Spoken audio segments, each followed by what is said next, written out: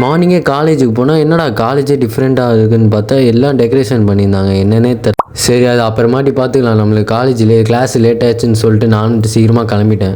எப்படியோ கஷ்டப்பட்டு படிக்கட்டுலாம் ஏறி போகிறதில்ல தண்ணி குடிச்சிட்டு அங்கேருந்து நடந்து போனால் நம்ம ஃப்ரெண்டு நின்றுட்டு எப்பவும் போல கதை விட்டுட்டு இருந்தான். உனக்கு என்னப்பா நீ பைத்தியம், நீ என்ன வேணாலும் பேசலாம், நாங்கள் அப்படியா நாங்கள் சரியாத்தான்.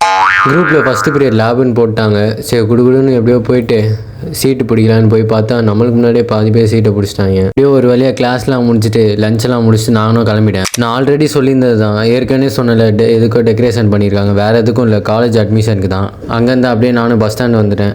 நம்ம போனோடனே கரெக்டாகவும் பஸ் வந்துருச்சு. சரி பஸ்ஸில் போய் சீட்டை பிடிக்கலாம், கிளாஸில் பிடிக்க முடியல, போய் பஸ்ஸில் பிடிக்கலான்னு போனால் பஸ்லேயும் சீட்டு சுத்தமாக பிடிக்கும். வாய்ப்பில்லை ராஜா, வாய்ப்பில்லை. அங்கேருந்து அப்படியே ரயில்வே ஸ்டேஷன் வந்து கரெக்டாக ட்ரெயின் வந்துருச்சு. அப்படியே நானும் கிளம்பிட்டேன். மறக்காமல் நம்ம சேனலை சப்ஸ்கிரைப் பண்ணிக்கோங்க, மறந்துடாமல் லைக்கும் போட்டு போயிருங்க. அடிக்கிற நானும் அடுத்த ஸ்டேஷன்லேயே இறங்கிட்டேன். மாலுக்கு போகலான்னு சொல்லிட்டு அங்கே போயிட்டு கொஞ்சம் நேரம் ஏசி காற்று வாங்கலான்னு முடிவு பண்ணேன். நானும் போயிட்டுருக்கேன். நம்மளுக்கு முன்னாடி நம்ம ஃப்ரெண்டு ஒருத்தன் ஃபோன் அடிக்கிறான்.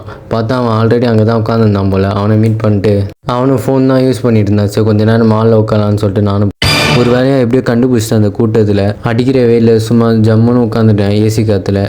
டைமை பார்த்தா டைம் ரொம்ப ஆயிடுச்சு. அதுக்கப்புறம் நானும் கிளம்பிட்டேன் ஸ்ட்ரெயிட்டாக. இங்கேருந்து அப்படியே ஏர்போர்ட் மெட்ரோ போகிறது தான் பிளானு. ஒரு வேலையாக மெட்ரோ வந்துட்டு இங்கே ஒரு சீட்டை பிடிச்சி உட்காந்துட்டேன் ஜம்முன்னு. நானும் டெய்லியும் என்ன கண்டென்ட்டே போடுறதுன்னு தெரியாமல் டெய்லியும் ஒரே கண்டென்ட் தான் போட்டுட்ருக்கேன். அடுத்தடுத்து நான் போட பார்க்குறேன். அப்படியே வெயிலில் ஜூஸை குடிச்சிட்டு நானும் ஒர்க்குக்கு கிளம்பிட்டேன். அங்கேருந்து வந்து பார்த்தோன்னா ஐஸ் க்யூப்லாம் இருந்தது. அதில் ஒரு ஃபேஸ் வாஷ்லாம் பண்ணி முடிச்சிட்டேன். டேயை முடிச்சிட்டேன். அடுத்த வீடியோவில் பார்க்கலாம். Bye guys.